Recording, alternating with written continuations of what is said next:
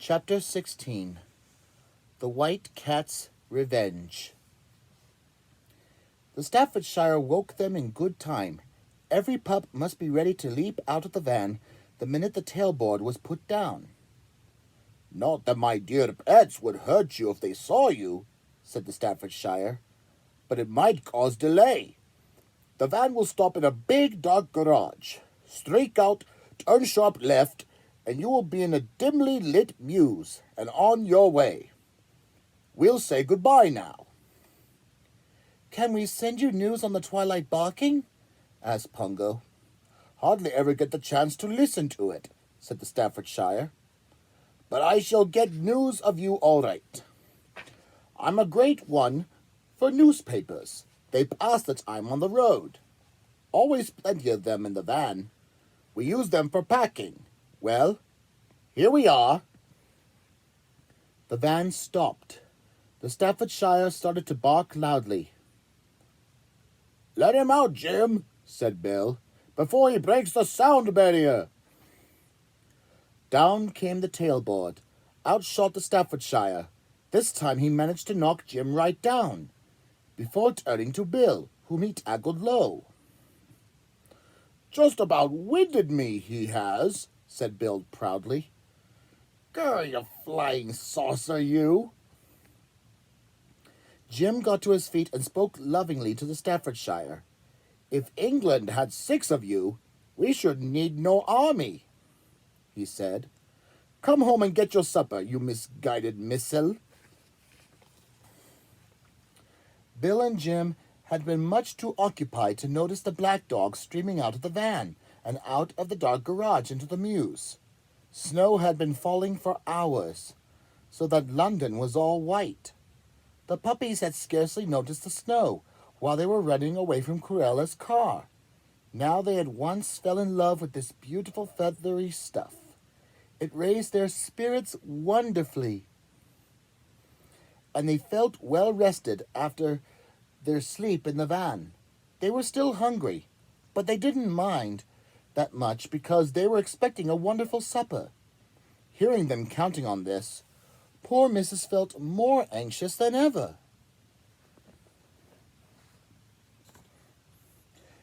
Bill, Jim, and the Staffordshire had gone out of the garage by another way, so Pungo let the pups play in the snowy mews for a few minutes. Then Mrs. persuaded the cat pig to get back into her cart, and off they went. Because of the snow, there were very few people about, which was just as well, as the army of black dogs were now very noticeable against the white streets. The only person who saw them was an elderly gentleman on his way to a late party. He rubbed his eyes, then shook his head and murmured, "And I haven't even begun Christmas yet." It took only a few minutes to reach the outer circle. How beautiful Regent's Park looked, snowy under the stars. Pungo said, "Mrs., do you remember what I told you when we said goodbye to the park?" Mrs. answered, "You told me to think of the day when we would come back with 15 puppies running behind us. And now we have 97. They had not come back to the outer circle by the way they had left it, but were at the other side of the park, close to Cruella de Vil's house. As they drew near it, Pungo saw that every window was dark, so he thought it would be safe to call a moment's halt. "Look, pups," he told them, "that is our enemy's house." Lucky said, "May we scratch it and bite it?" "You would only hurt your nails and your teeth," said Pungo, looking up at the huge house. Mrs. was looking down into the area. Something moved there. Something only a little less white than the snow. It was Cruella's Persian cat. Her back was arched, and she was spitting angrily. Pungo said quickly, "Madam, none of us would ever dream of hurting you." The white cat said, "That's the civilest speech I ever had from a dog. Who are you? There are no black dogs round here." We are not usually black except for our spots," said Pungo. "We once visited your house." He got no further because the white cat guessed everything, as well she might, after all the talk she had heard between Mr. and Mrs. DeVille. "And you've rescued all the pups from Hell Hall. Well, bravo, bravo. I couldn't be more pleased." Then Mrs. remembered what Cruella DeVille had said on the night when the puppies were born, and she spoke to the white cat very kindly, saying, "I might have known you would sympathize, for I once heard you lost many kittens in early infancy." 44 to the present date," said the white cat, "all drowned by the fiend I live with." "Why don't you leave her?" asked Pungo. "I bide my time," said the white cat. "I wait for my full revenge. I can't do much on my own. I've only got 2 pairs of paws. But I scare the servants away. Any cat can make a house seem haunted. I let the place become overrun with mice. And oh, how I scratch the furniture! Though it's heartbreaking how little she notices it. She's such a rotten housewife. Why not let your pups come in and do some damage now?" "Oh, please, please let us," clamored all the pups. Pongo shook his head. "Cruella will be back. I'm surprised she's not home already." "Oh, she'll be back. She's been back," said the white cat, "and gone out to dinner. She had to. Because I scared another batch of servants away this morning, as a little Christmas present for her. Do come in." "No, no, Pungo," cried Mrs. "There is no moment for revenge. We should get the pups home. They are hungry." But the pups clamored louder than ever. "Please, please, please, let us damage Cruella's house." They made so much noise that Mrs. could not hear what the white cat was now saying to Pongo. At last he turned, quietened the pups, and said, "Mrs., I now feel that we should do as our friend here suggests. It would take me a long time to explain why. So will you trust me, please?" "Of course, Pungo," said Mrs. loyally. "And if you're sure we really ought to be revenged on Cruella, well, naturally, I shall enjoy it." "Then follow me," said the white cat. "There's a way in at the back." Lucky and 2 big, loud-barked pups were left on guard. They were sorry to miss the fun, but duty was duty. 3 barks if you sight the striped car or hear its horn, Pongo told them, then marched all the other pups after the white cat. The little blue cart was left in the mews at the back of the house. The cat pig insisted on going into the house and getting her fair share of the revenge. The white cat took them in through the cold cellar. "Nothing down here worth wrecking," she said, making for the stairs. Up through the dark house they went, until she paused outside a bolted door.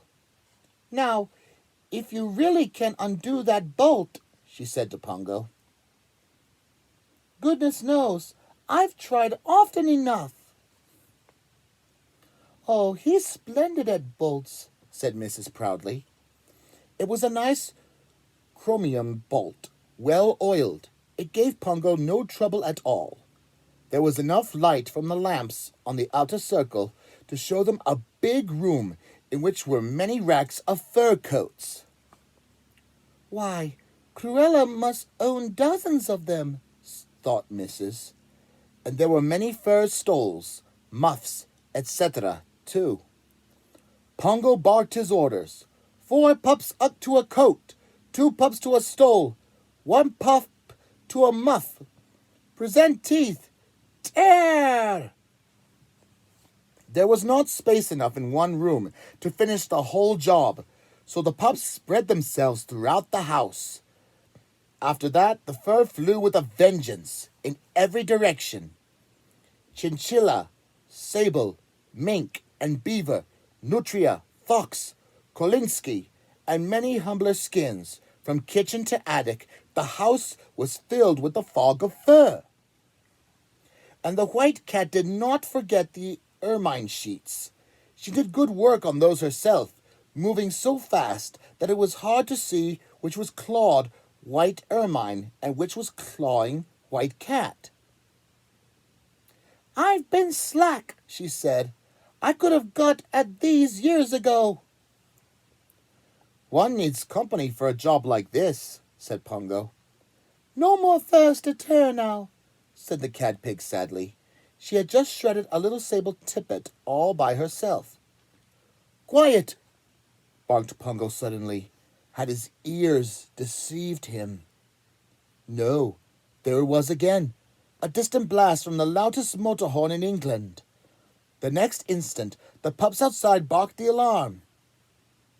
"Down, down to the coal cellar!" barked Pongo. There was a wild scurry of pups down the dark stairs. The white cat sprang to a window. "You'll have time," she cried. "The car's only just turned into the outer circle." But Pongo knew how fast that car could come, and pups were falling over one another in the darkness. There were bumps and yelps. Roly-Poly fell through the banisters. It was amazing that he was not hurt. But at last, they were all streaming out of the coal cellar into the mews. "In your places for counting," barked Pongo. He had long ago invented a quick way of counting the army.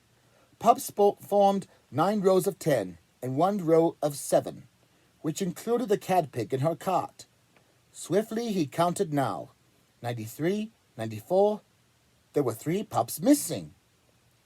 "They must be somewhere in the house," cried Mrs. "We must rescue them." Pongo dashed towards the coal cellar, then stopped, gasping with relief.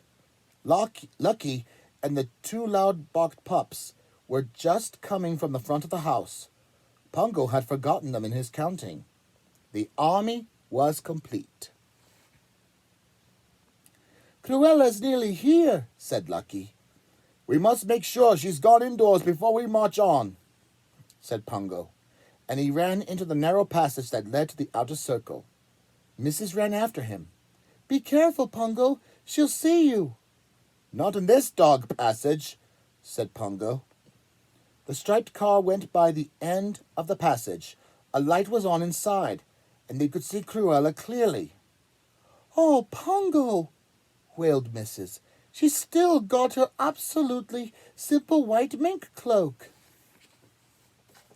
Pongo ran on towards the outer circle, and Mrs. ran after him. Cautiously, they peered out of the passage and saw the striped car stop in front of the DeVille's house. Mr. DeVille, who had been driving, helped Cruella out and then went up the front door steps. He started to search for his latchkey. Cruella stood waiting, with the cloak hanging loosely round her shoulders. "I shan't sleep if she keeps that cloak," said Mrs. "And you need your sleep, Mrs.," said Pongo. The same idea had come to both of them. The cloak hung so loosely, so temptingly, and the relief of getting the pups safely out of the house had made them feel daring. Pongo was happy to see his dear wife looking as mischievous as a puppy. "She'll never recognize us now we're black," he said. "Let's risk it. Now!" They dashed towards Cruella and seized the hem of the cloak. It slipped from her shoulders quite easily and fell on top of Pongo and Mrs. Blindly they hurled themselves along the outer circle, with the cloak spread out over them and looking as if it were running by itself. Cruella screamed, "It's bewitched! Go after it, quick!" "No fear," said Mr. DeVille. "I think an ancestor of yours is running away with it. You'd better come indoors." The next moment, he and Cruella started to cough violently. for as they opened the front door, they were met by a choking cloud of fur. Somehow, Pungo and Mrs. found their way to the passage, where they came from under the cloak and dragged it to the mews. Here the pups pounced on it, and that was the end of the absolutely simple white mink cloak. Lights were now flashing on all over the DeVille's house, and Cruella could be heard shrieking with rage. This is where we march home quickly," said Pungo. Suddenly, all her high spirits deserted Mrs. Home! But would they be allowed into their home? All her fears came back.